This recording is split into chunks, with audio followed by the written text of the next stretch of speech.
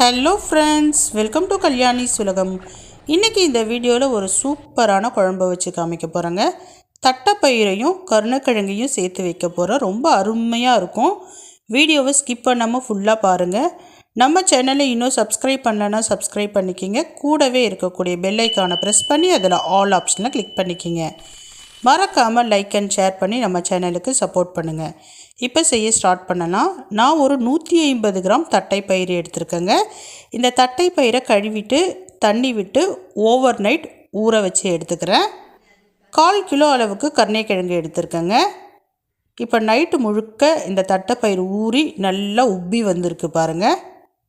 இப்போ இதை தண்ணியை வடிச்சிட்டு ஒரு குக்கரில் சேர்த்துக்கலாம். 150 கிராம் தட்டைப்பயிருக்கு 1/4 கிலோ கருணைக்கிழங்கு எடுத்துருக்கேங்க. இப்போ தட்டைப்பயிரை சேர்த்துட்டேன்.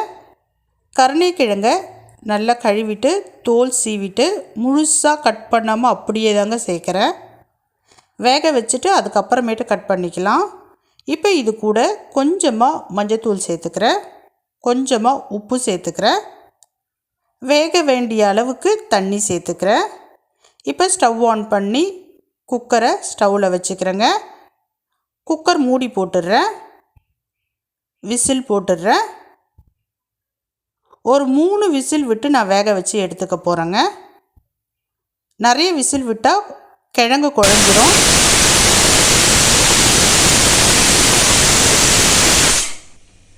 இப்போ 3 விசில் வந்தாச்சு. நான் கீழே இறக்கி வச்சுட்டேன். ஸ்டவ்வில் சட்டி வச்சுக்கிறேன். நல்லெண்ணெய் விட்டுக்கிறேங்க. ஒரு 3 ஸ்பூன் அளவுக்கு நல்லெண்ணெய் சேர்த்துக்கிறேன். கடுகு பொரிய விட்டுக்கிறேன். வெந்தயம் சேர்த்துக்கிறேன்.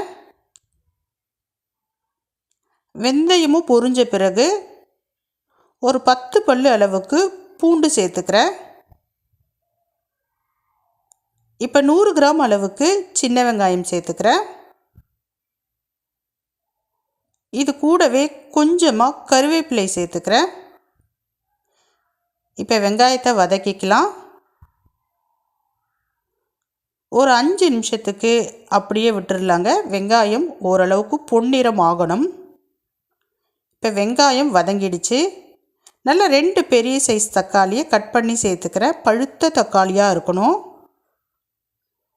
இது கூடவே உப்பு சேர்த்துக்கலாம். நம்ம ஏற்கனவே கிழங்குக்கும் பயருக்கும் உப்பு சேர்த்து தான் குக்கரில் விசில் விட்டோம். அதனால் அதை கவனத்தில் வச்சுக்கிட்டு உப்பு சேர்த்துக்குங்க. இப்போ வதக்கிக்கலாம்.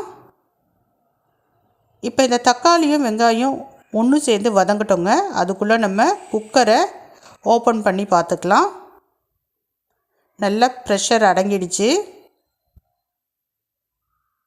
பாருங்கள். கிழங்கு குழையாமல் நல்ல ஒரு பக்குவத்துக்கு வெந்து கிடச்சிருக்கு. அதை தனியாக எடுத்து வச்சுக்கலாம். பயரும் நல்லா வெந்திருக்குங்க.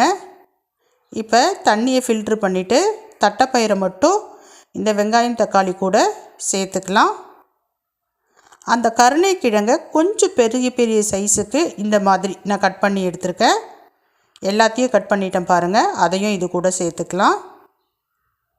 இப்போ எல்லாத்தையும் ஒன்றா மிக்ஸ் பண்ணிக்கலாம். குழம்பு மிளகாய்த்தூள் நான் சேர்த்துக்கிறேங்க. 3 ஸ்பூன் அளவுக்கு சேர்த்துக்கிறேன். நீங்கள் உங்கள் காரத்துக்கு ஏற்ப சேர்த்துக்குங்க.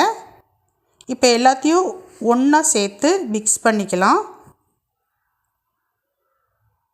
எண்ணெயிலேயே ஒரு 2 நிமிஷத்துக்கு எல்லாத்தையும் ஒன்றா சேர்த்து வதக்கிட்டு தண்ணி சேர்த்துக்கிறேங்க. தண்ணி சேர்த்து முதல்ல இதெல்லாம் ஒன்றா சேர்ந்து ஒரு கொதி வரட்டும்.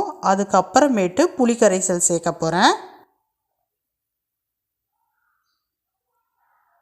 தண்ணி சேர்த்துட்டேங்க. நல்லா மிக்ஸ் பண்ணிக்கலாம்.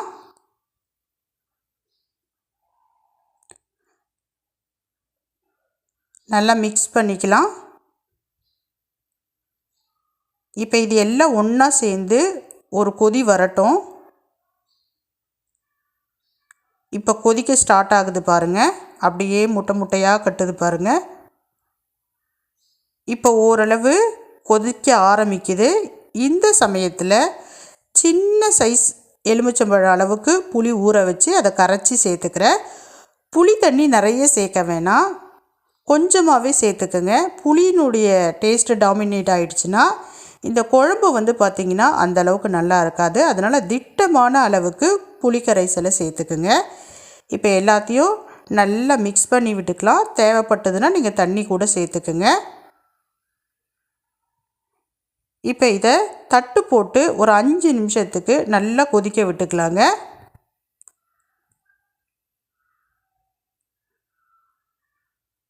இதுக்குள்ளே நம்ம தேங்காவை அரைச்சி ரெடி பண்ணிக்கலாம்.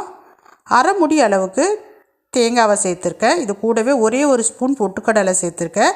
ஒரு அரை ஸ்பூன் அளவுக்கு சோம்பு சேர்த்து நல்லா வழுவழுன்னு அரைச்சி எடுத்துக்கிறேங்க நான். இப்போ ஓப்பன் பண்ணி பார்க்கலாம். குழம்பு நல்லா கொதித்து எண்ணெய் தனியாக பிரிஞ்சு வந்திருக்கு. குழம்பும் திட்டமான பக்குவத்தில் இருக்குங்க. இப்போ அரைச்ச தேங்காய் விழுதை சேர்த்துக்கலாம். இப்போ மிக்ஸி ஜாரில் கொஞ்சமாக தண்ணி சேர்த்து கழுவி அந்த தண்ணியையும் இது கூட நான் சேர்த்துக்கிறேன். இப்போ எல்லாத்தையும் நல்லா மிக்ஸ் பண்ணிக்கலாம். தேங்காய் சேர்த்த பிறகு ரொம்ப நேரம் குழம்பு கொதிக்க விடக்கூடாதுங்க. சிம்முக்கு மாற்றிட்டு லைட்டாக அந்த அனல்லையே இருக்கட்டும். லைட்டாக அப்படியே பொங்குற மாதிரி வர டைம் நம்ம வந்து ஸ்டவ் ஆஃப் பண்ணிடலாம். இப்போ பாருங்கள், லைட்டாக அப்படியே கொதிக்க ஆரம்பிக்குது. குழம்பு ரெடி ஆகிடுச்சு. இப்போ கொத்தமல்லி தழைகளை நான் தூவிக்கிறேன். ஸ்டவ்வை ஆஃப் பண்ணிடுறேங்க. சூப்பரான தட்டைப்பயிறு கருணைக்கிழங்கு குழம்பு ரெடி ஆகிடுச்சு. இப்போ நான் கீழே இறக்கி வச்சிடுறேன். நம்ம எப்போவுமே சட்டியில் வைக்கிறதுனால ஆஃப் பண்ண பிறகும் கொதிக்க தாங்க செய்யும். சூப்பரான குழம்பு ரெடி.